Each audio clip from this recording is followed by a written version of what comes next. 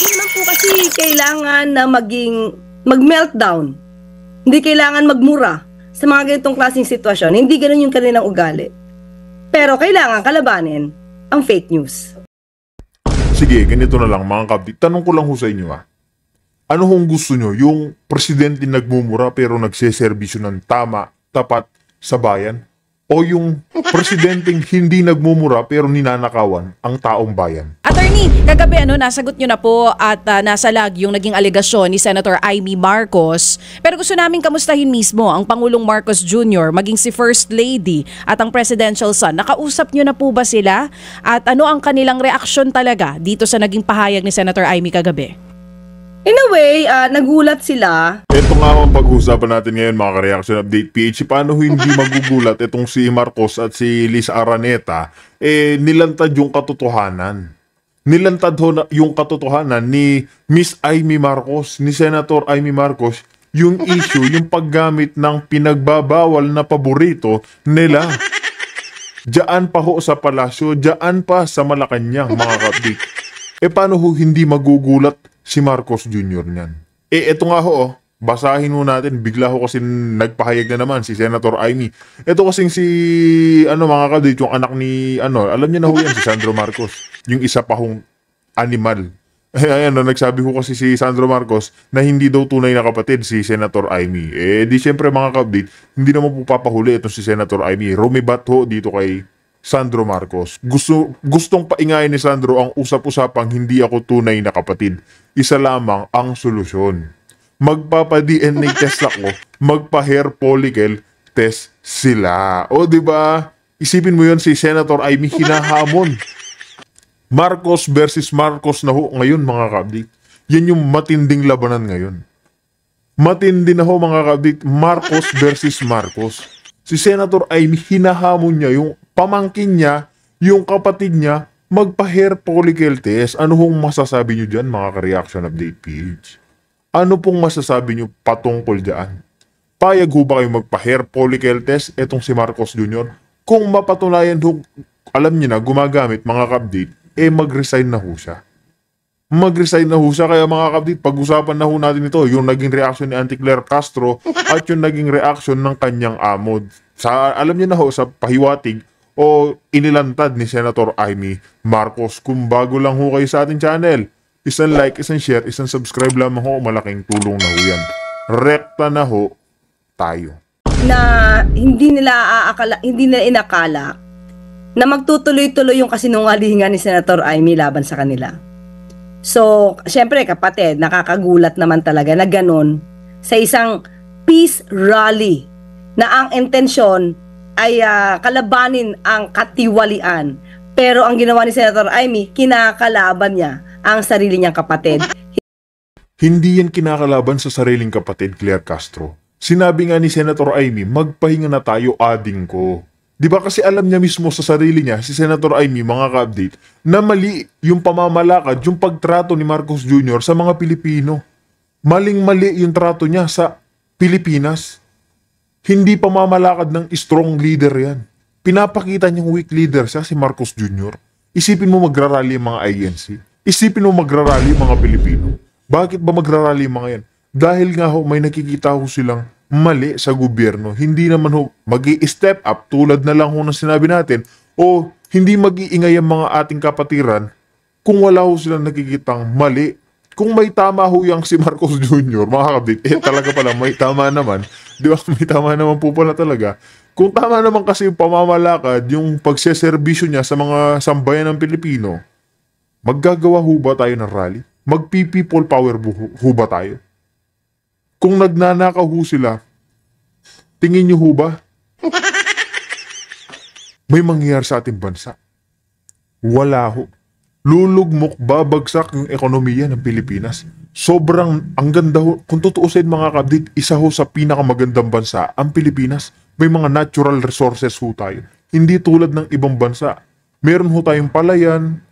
Marami ho eh. Marami ho tayo dito kung tutuusin. Kung naaalagaan lang ho ng tama at sinusuportahan ng gobyerno. Sobrang yamang bansa natin. Kumpara sa ibang bansa na mas asensado pa ho sa atin. Diba? Kung hindi ho tayo ninanakawan ng gobyerno, mga ka-update, maganda ho ang ekonomiya ng ating bansa. Mababa ho yung presyo ng mga bilihin. Diba? Pero ngayon wala. Lugmok ho tayo. Marami yung investor hindi na ho pumapasok sa ating bansa. Wala ho nag-i-invest. Bakit ho? Kasi nga ho matinding korupsyon. Madadamay ho sila. Maraming businessman na nagsasara. Maraming mga business na tumitigil na. Bakit to? Dahil nga ho sa korupsyon. Nadadamay ho sila. Yung mga stock market, mababa ho. Yung GDP ng ating bansa, mababa. Dahil ho yan sa korupsyon.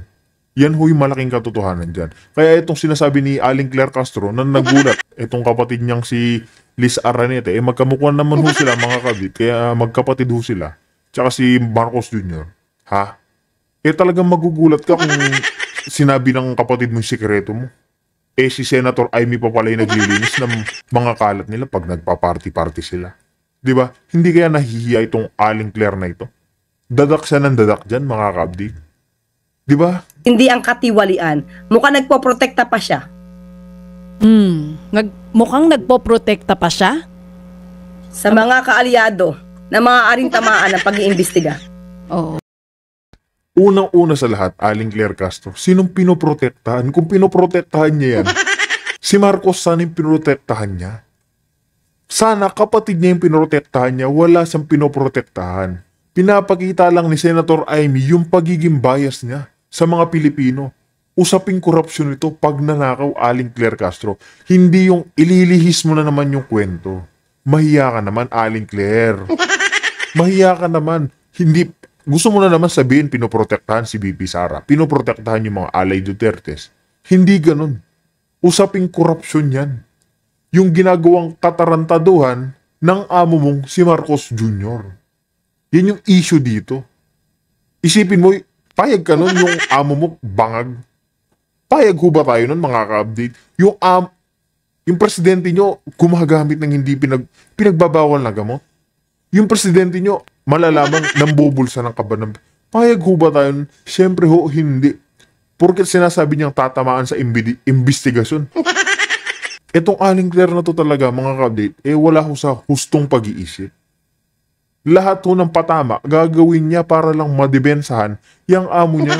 Diba? Halatado ho kasi sinasampal ho siguro ni Marcos Jr., ni Martin Luther King, nang alam nyo na. Nang mali-maleta. Diba? Doon po sa pag-uusap ninyo, ito po ba'y harapan via phone call? Paano po yung naging usapan ninyo with the President? How is he emotionally? Paano niya po itinitake ito? Kasi kung sa ibang tao, parang madali yata yun. Pero ngayon, galing mismo sa kapatid niya eh. Yes, oo. Ang Pangulo, mahinahon. Ang Pangulo, alam naman niya noon pa kung paano siya siraan ang kanyang kapatid. Pero wala tayong nandidinig na negatibo na nagmumula mismo sa bibig ng Pangulo. Hindi lang nagustuhan kasi hindi naaayon eh.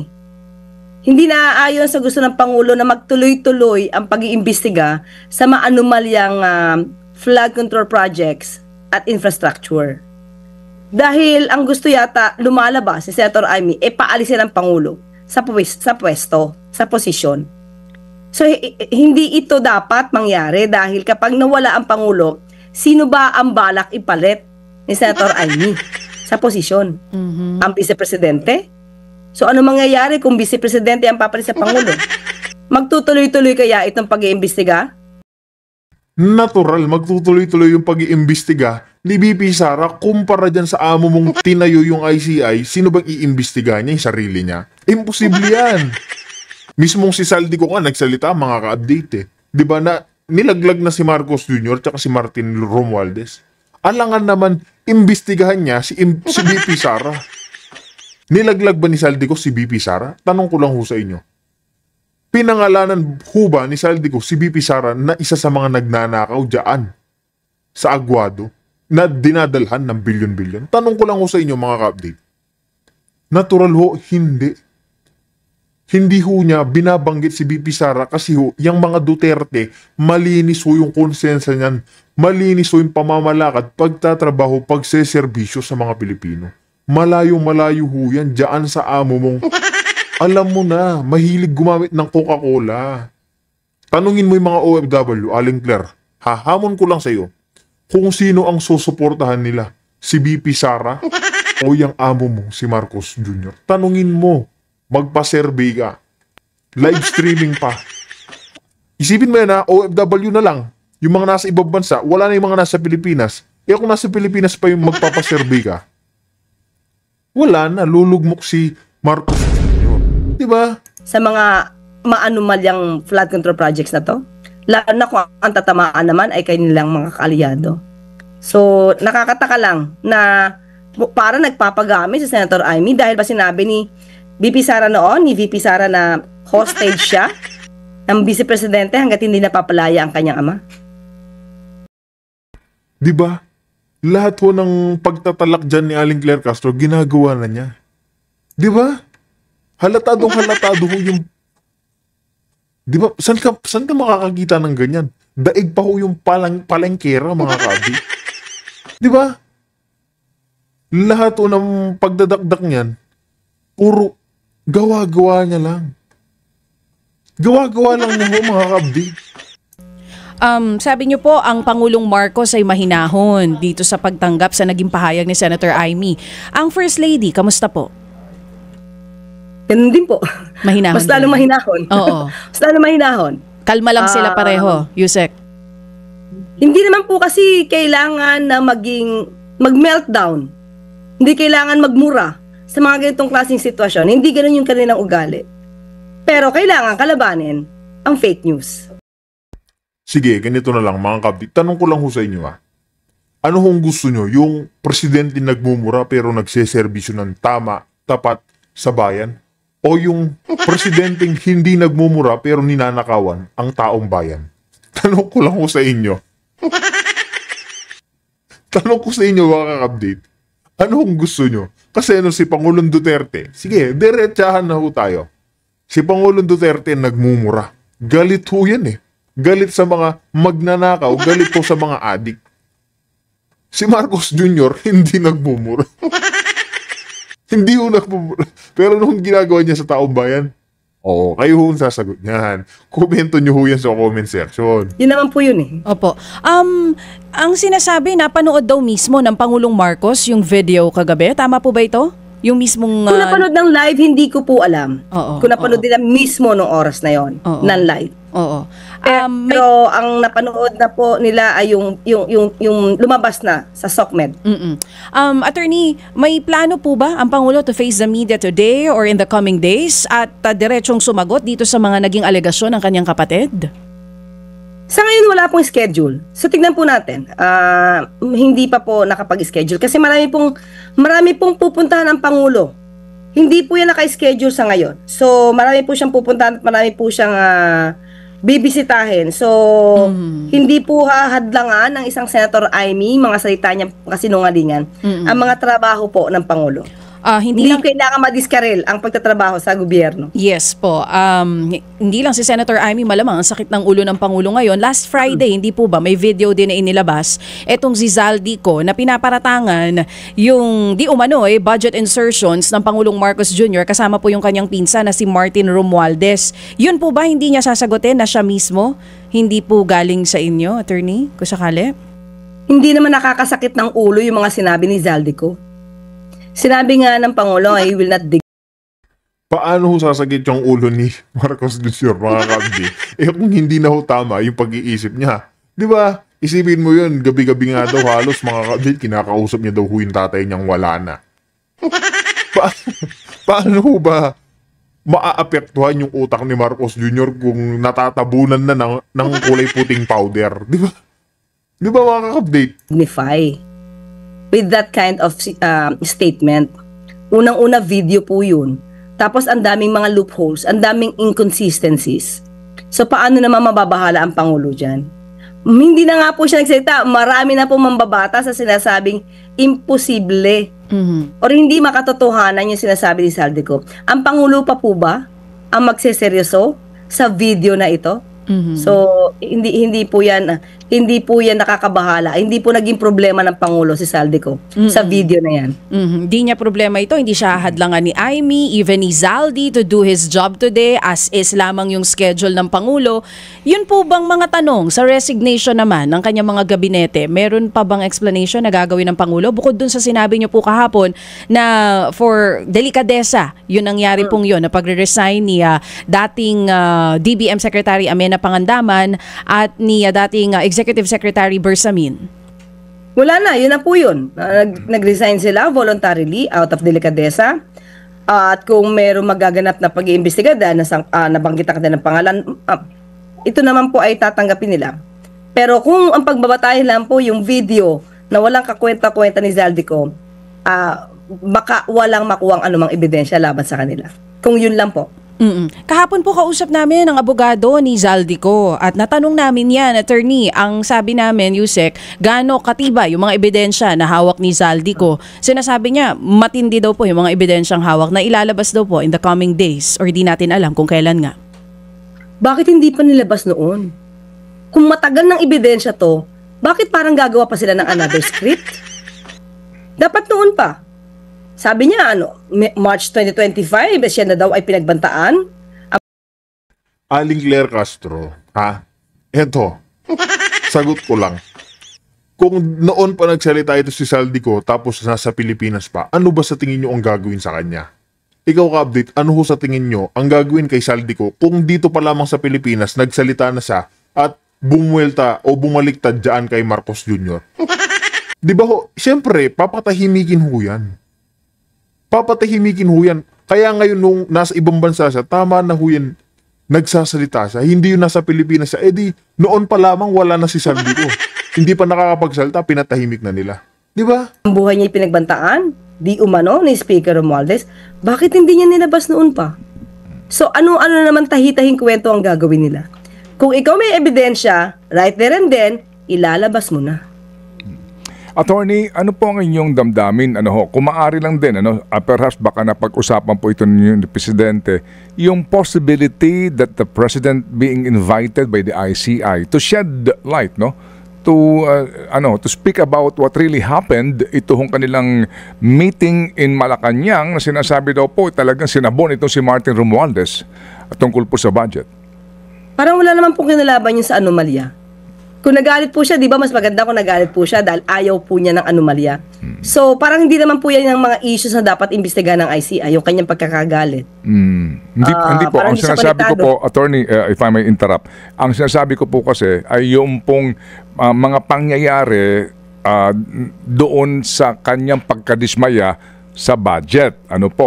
Pero nga, ang sinasabi po ng iba is that kung alam mo na nga na problemado yung budget, bakit mo pa pinirmahan despite the veto?